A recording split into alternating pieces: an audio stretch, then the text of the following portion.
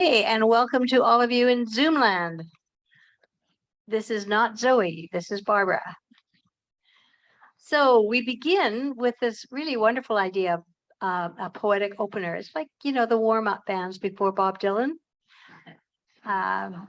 which were the band. They were great too. And this evening we get Pamela Medland. So let me tell you a little bit about Pam. She currently divides her time between Treaty 7 territory and Nanaimo, traditional home of the, I'm sorry, I should have checked that with you. That's really embarrassing. Anyway, there she is, and her poetry explores the impact of family and place on creative work. She is particularly interested in how change is reflected in what at first appears to be stable: landscape, human structures and institutions, and personal interactions. Pamela published a chapbook, Bright Blade, in 2020, and a full-length poetry collection, Echoes of Ash, in 2021. A contributing editor to Art Poetry magazine and a graduate of SFU and the University of Toronto, Medland is retiring as the director of the Airdrie Public Library in June 2023. Congratulations. You can find her award-winning work online and in print, unfortunately not right here, but you can track them down in your favorite bookstore. And in numerous literary journals and anthologies, you'll find her work as well. Welcome, Pamela.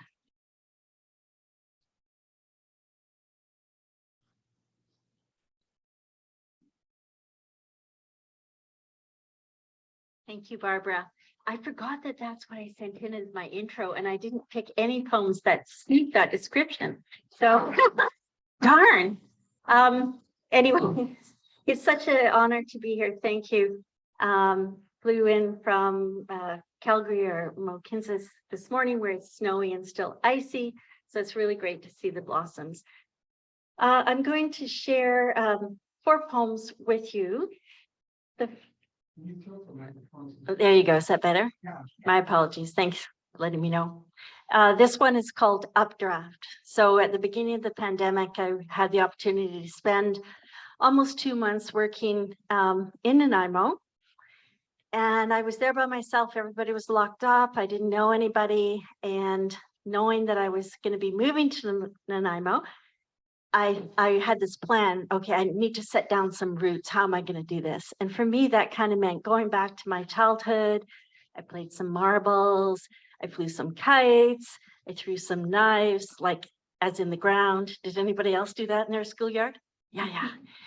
Anyway, this one came out of flying a kite. It's called Updraft. My parents, still young, their slender fingers sew tobacco in long white rows. They compete to see whose pile of hand-rolled grows faster. My father crosses his creased legs. My mother taps a high-heeled toe.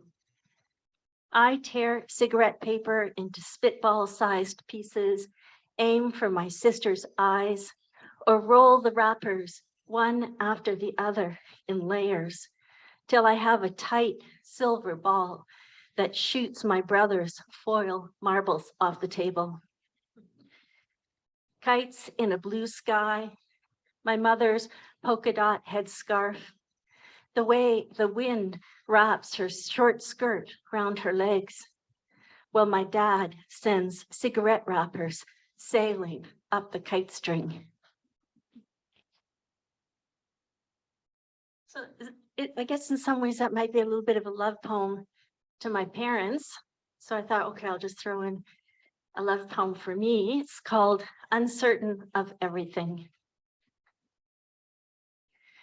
I miss those days when pheromones leapt across the bar like fleas and fiery tongues probed ecstasy, proclaiming edicts lovely in their impossibility. You take me back to endless rounds of senseless insensibility, sudden proclamations of infidelity, a certainty all was wrong with the world. We're lost in that parade of fizzled stars, cold and burnt, but bracketed by bursts of new growth. You and I, sizzling, green and avid and unrecognizable, uncertain of everything.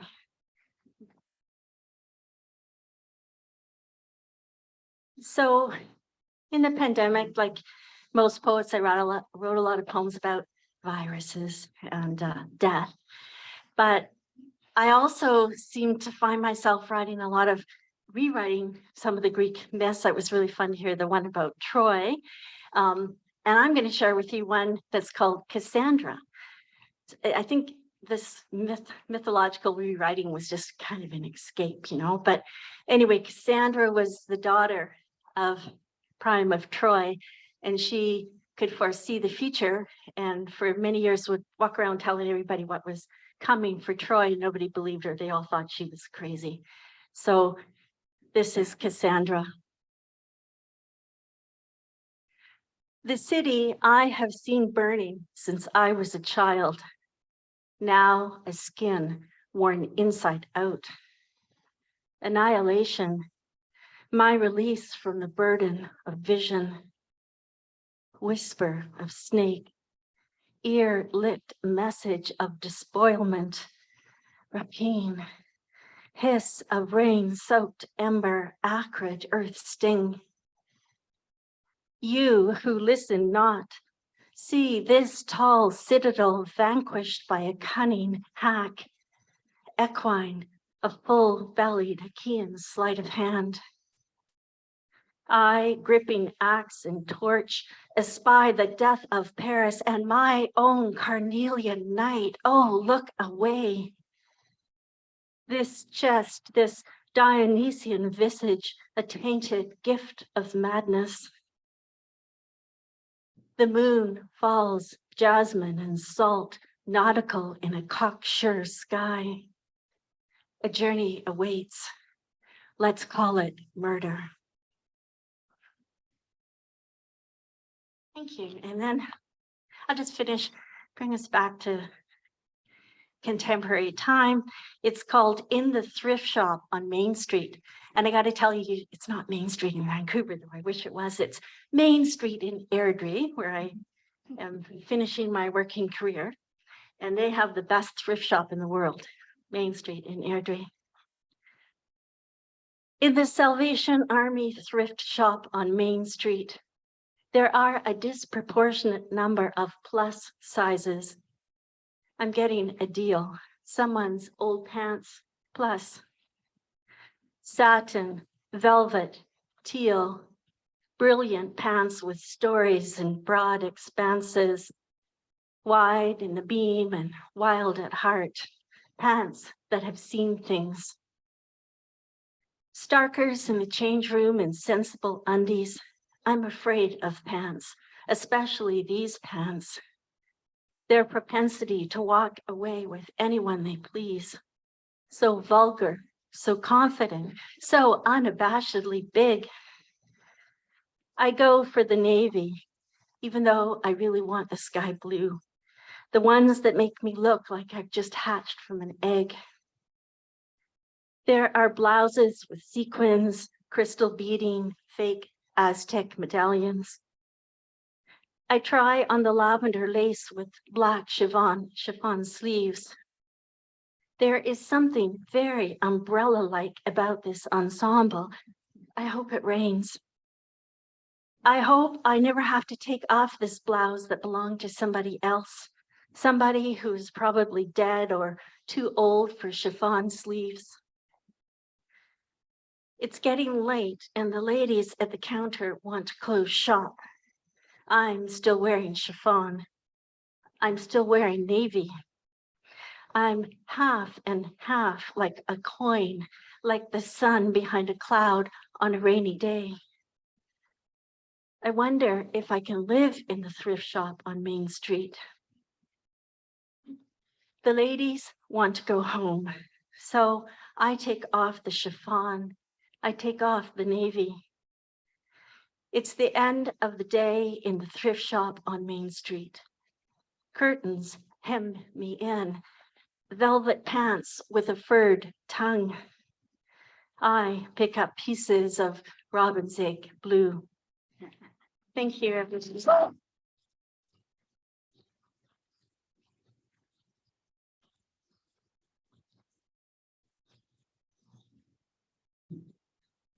Oh, Pam, so good. So we want to now make sure that we get some robin's egg blue pants from the thrift shop in Victoria, wherever it might be. Anyway, thanks again, Pam.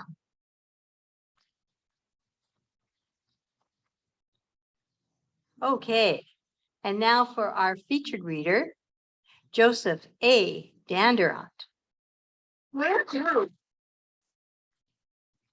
So let me give a little introduction to Joseph. He's a member of the Kwantlen First Nation, and I must apologize, it's really something that we ought to be able to do is to pronounce names properly, and I goofed. But anyway, Kwantlen First Nation I can do. Is located on the Fraser River about 20 minutes east of Vancouver.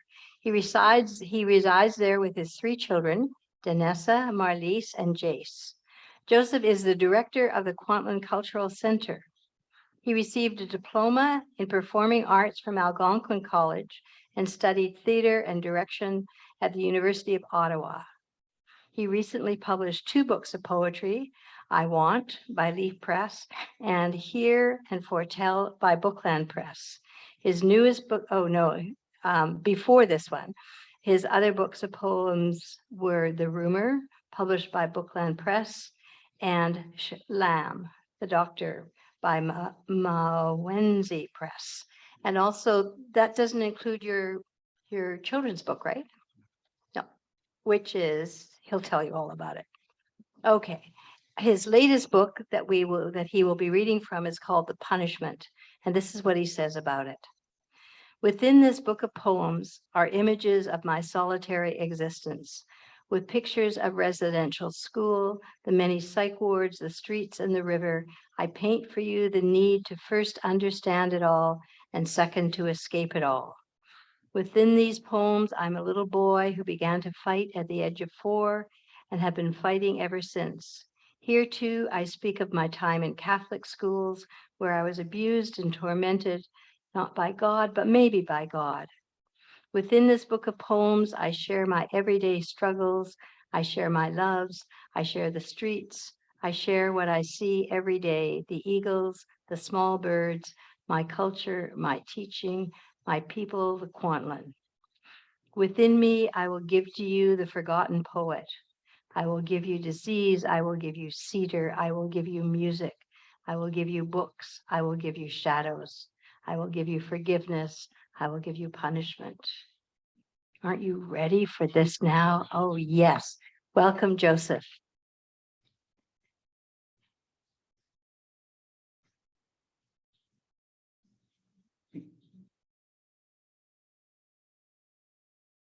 Like Pam, I didn't bring the book I was supposed to read from, so I won't be reading from The Punishment. I feel silly. You know what I want to hear after land acknowledgements is we acknowledge where we are and we pay taxes to these people. That'd be something.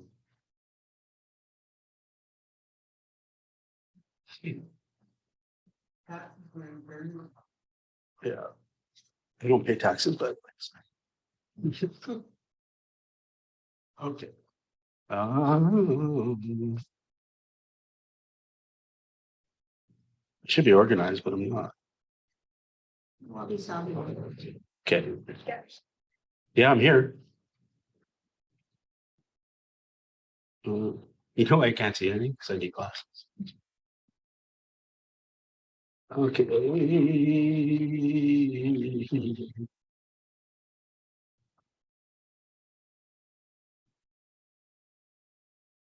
we go.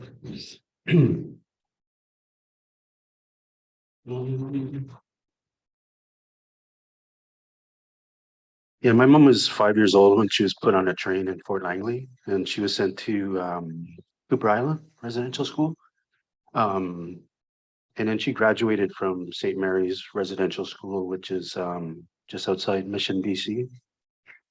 Now she's in her 80s and she has Parkinson's, and which affects her brain a little bit. And you just mentioned the word residential school to her and she starts crying. It's like, that's how when I teach children about residential school, I tell them that how inherently horrid that was.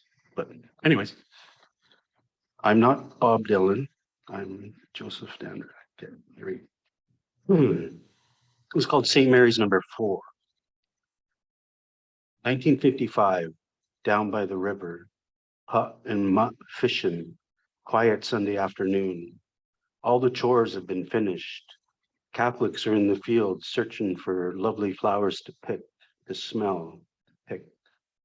Hut hooks the first one, her little arms holding on, holding, pulling. The fish snaps up into the air and looks around, his eyes staring right at her. Little Indian girl, little fisherman, little gift from above.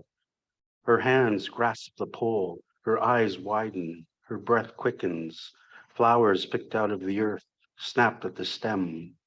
Noses sniffing the air, searching for the scent of God.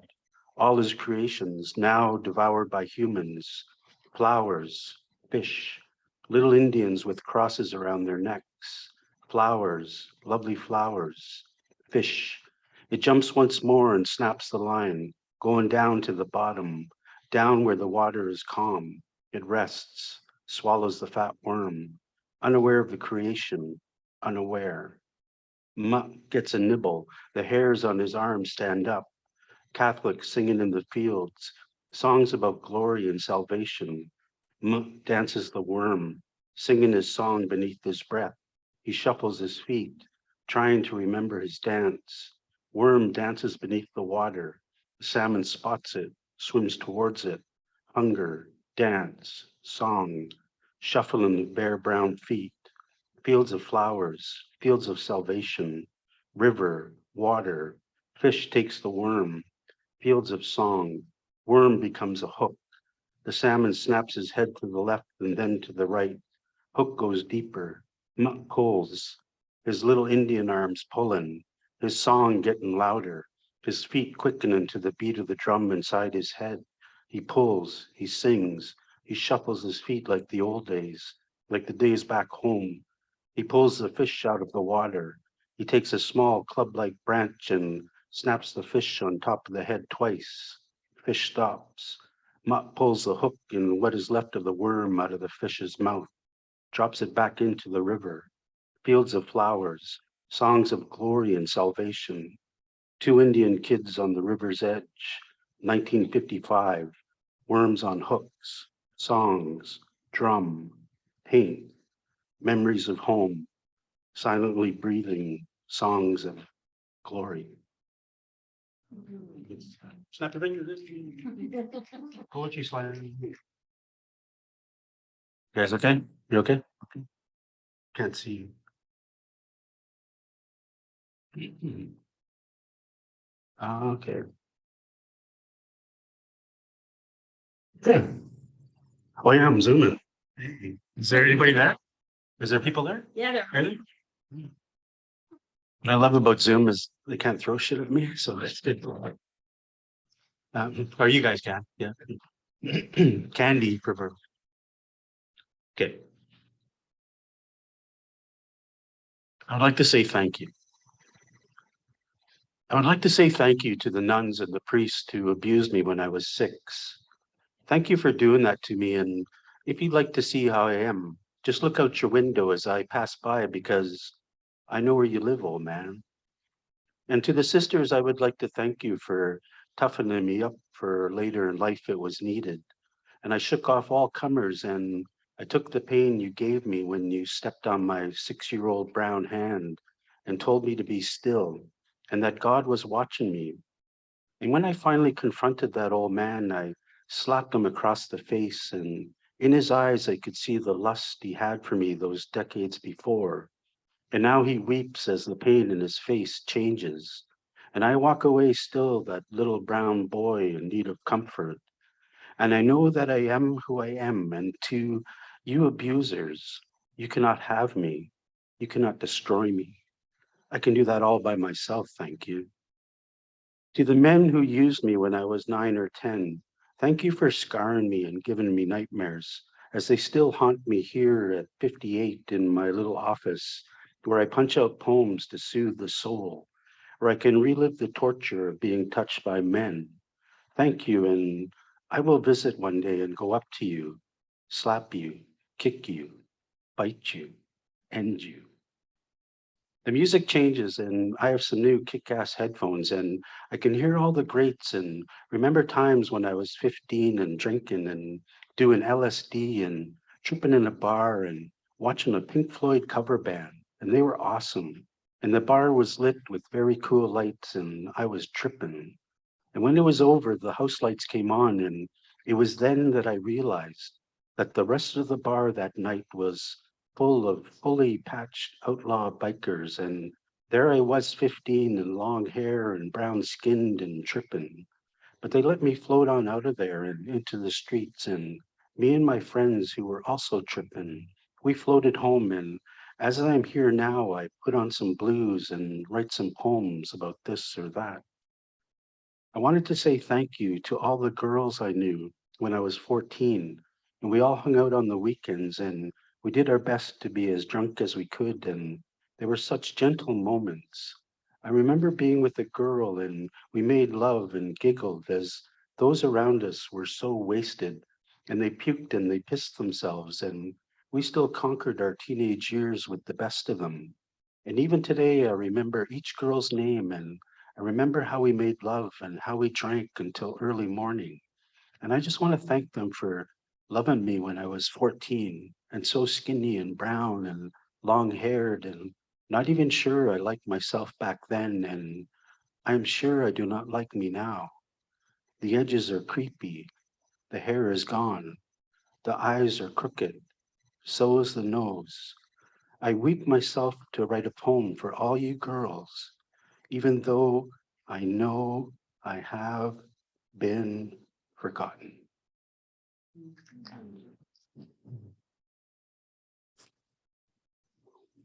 Whoa. Whoa. Whoa. I'm an idiot. It's okay. How much time do I have? Am I done? No. Okay. Yeah. Holy Christ. Oh, sorry. Oh. Okay. Any questions or doctor? Do you have any questions? My friend, Dr. Duncan McLaren, who I've worked with for 30 years. He's an archaeologist. Yeah. He's helped our nation. Yeah. Amazing. Amazing dude. La la la. Okay. I'm gonna read one from this young man came up to me and he gave me this book which he published, Unquiet, a youth anthology. It's about mental health and I don't even remember submitting to it. Um, but yeah, you know what I love about anthologies is they have my name there, like Joseph Dandurand, 1964, and then a hyphen and a blank. And I went, oh, come on, just give me an idea. Like, is it 2064? Do I make it to 100? Or, it was a dumb joke. Sorry. Gotta find it. You guys okay? You okay? Okay. Okay. Okay.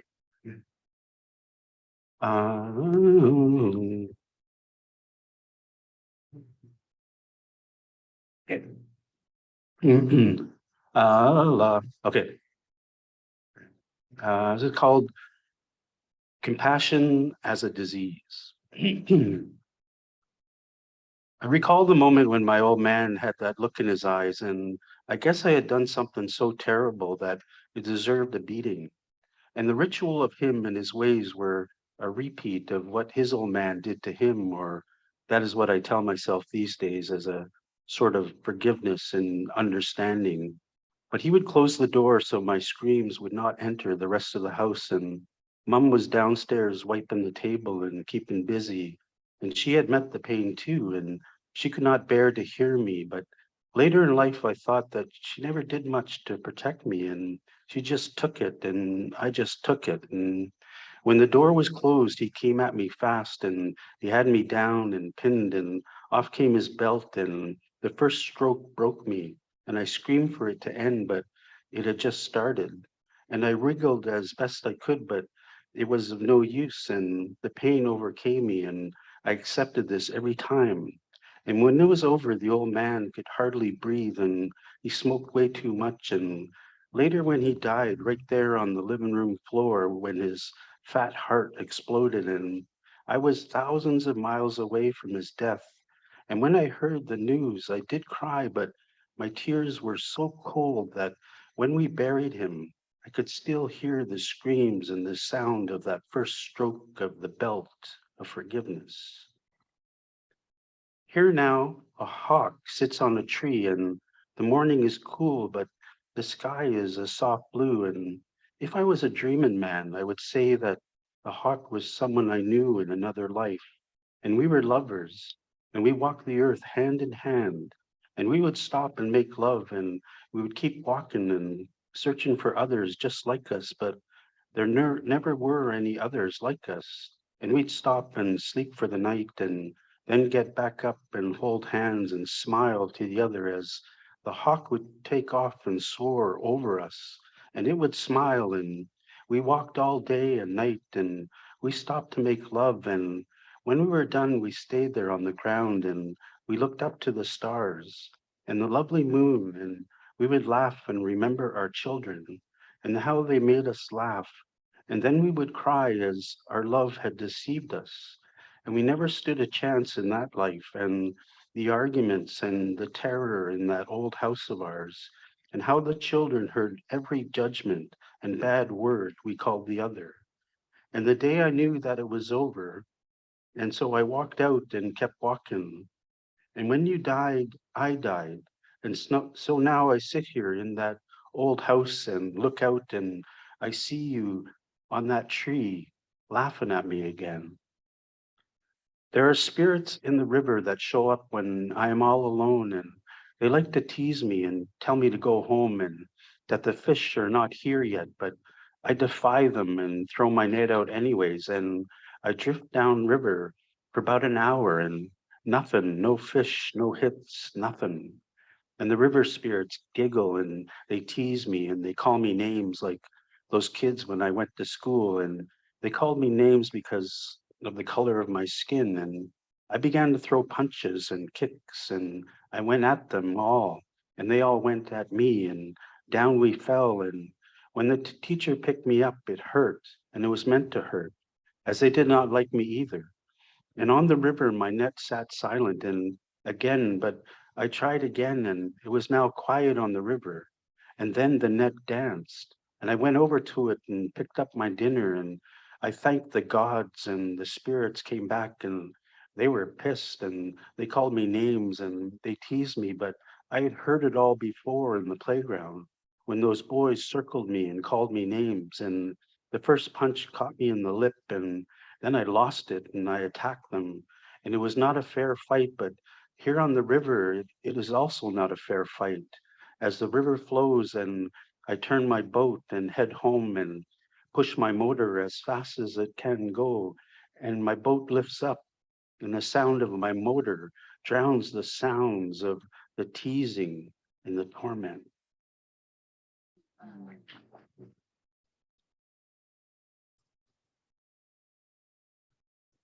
Okay, I'm gonna change it up. I think. Where is it? I have this story.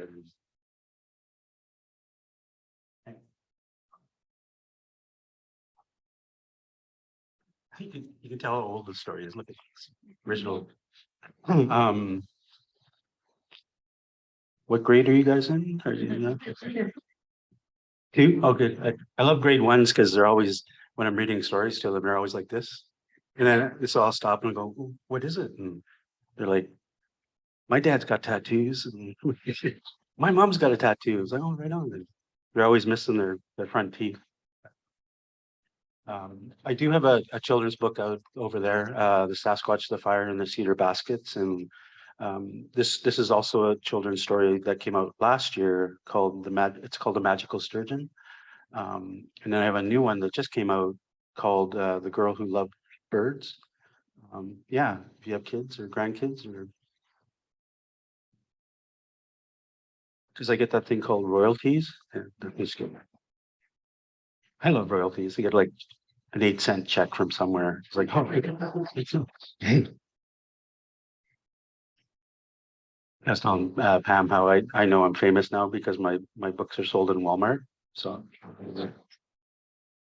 yeah, I love Walmart. I'm not a thrift guy. I'm a Walmart guy. This is called the Magical Sturgeon. Can I end it with the story, or would that be enough? You guys, yeah, is it Saturday night? Friday night, see? What are you guys doing at a poetry reading on a Friday? I'm not even Bob Dylan. Just okay, good. Of course, I'd be home asleep by now. Yeah. Magical sturgeon. In the water sat a sturgeon, born there, so they say, thousands of years ago. Though the sturgeon themselves have been here for 200 million years. It was at first a little egg, a big egg, born into the river. Now the sturgeon is back, but how did it get here? How did the first sturgeon come to be? Earth and the river, moons and suns and clouds, time. Thousands of years, and the sturgeon has seen it all. But what gift does the sturgeon have for us? The story of this magical sturgeon begins near our village of Squalettes, where waters divide. This is a place as old as a sturgeon. How big is a sturgeon? She is well over 100 pounds and about 6 feet long, with old gray skin covering her still razor-sharp spines, some worn down by the years of brushing the bottom of this magnificent river's bottom. Her belly is smooth white, and she has black eyes. These eyes of the sturgeon love day and eyes that love the night. As the magical sturgeon swims along the shores of Squalettes, two young Kwantlen girls, sisters, push their father's dugout canoe onto the river and begin to paddle out to the middle of the river. They have come to try and spear the giant sturgeon so they may bring the fish back to their village and feed everyone for the long winter ahead. They have come to spear the sturgeon, the magical sturgeon, the one that has become legend because it cannot be caught by anyone. The magical sturgeon swims towards the dugout canoe of the two Kwantlen girls, who were told by their mother that they were to go to the river and take one sturgeon for their supper.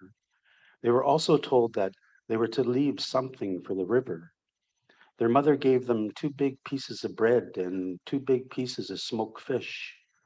They were told to throw the bread and the fish to the river once they had taken a sturgeon. They were to throw the food to the river as an offering of thanks for the river for providing the family with a meal.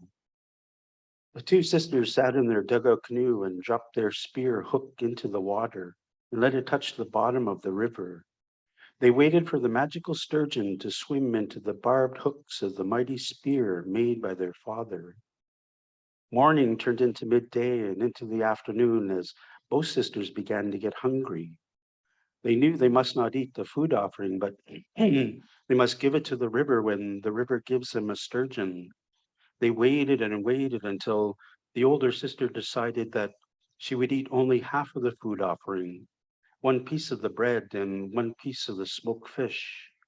She began to eat, but the cries of her little sister were too much, so the older sister gave her the rest of the food offering. They both sat there in their father's dugout canoe in the middle of the river with their spear hook sitting on the bottom, waiting for the magical sturgeon to appear. They both sat there full-bellied and sleepy when suddenly the spear hook was moving as a large sturgeon became hooked down below at the bottom of the river. Then the sturgeon took off and began to drag the canoe and the 2 sisters downriver, further and further away from their village of Squalettes. The older sister held on as best she could, but her little sister could not hold on any longer, and she fell into the river as the sturgeon began to get tired. And the older sister stood up and began to pull the spear and the sturgeon into the dugout canoe. The older sister paddled and paddled in search of her little sister, but she was gone. The older sister cried as she heard the river speak, "Where's my food offering?" Over and over, the older sister could hear the river's words. The older sister paddled back to their island and she walked into Squalettes with the largest sturgeon ever seen. They say it was the magical sturgeon. They say it is the one that no one could catch. Everyone was happy and sang songs and began to cut the magical sturgeon into pieces for each family of the village. Everyone was happy except the older sister, who was sad because she had not offered the river the food like she was told to do, and it was the river who had taken her little sister. As she sat there and cried for her little sister, a healer brought her the backbone of the magical sturgeon and told her she must bring this to the river and give it back as an offering of thanks. The older sister did what she was told to do by the healer. She walked down to the river and got in her dugout canoe and paddled to the exact spot that she had speared the magical sturgeon. She paddled to the exact spot where the river had taken her little sister, and she tossed the mighty backbone of the largest magical sturgeon back to the river. As the bones fell to the bottom of the river, the older sister could hear her little sister's voice singing the song they always sang when they went fishing, or when they went to the rivers to offer back the bones of the fish that they had been given by the river. Hey-ya, hey-ya, yo, yo, hey,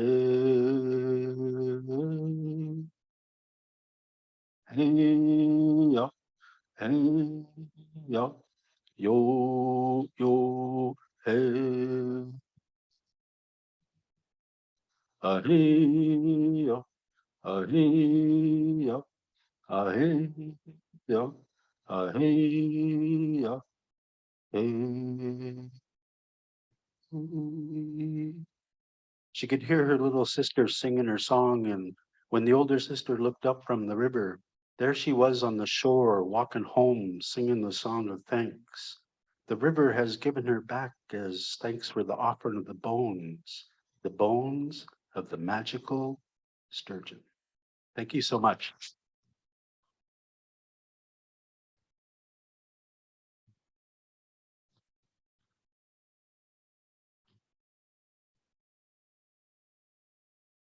Now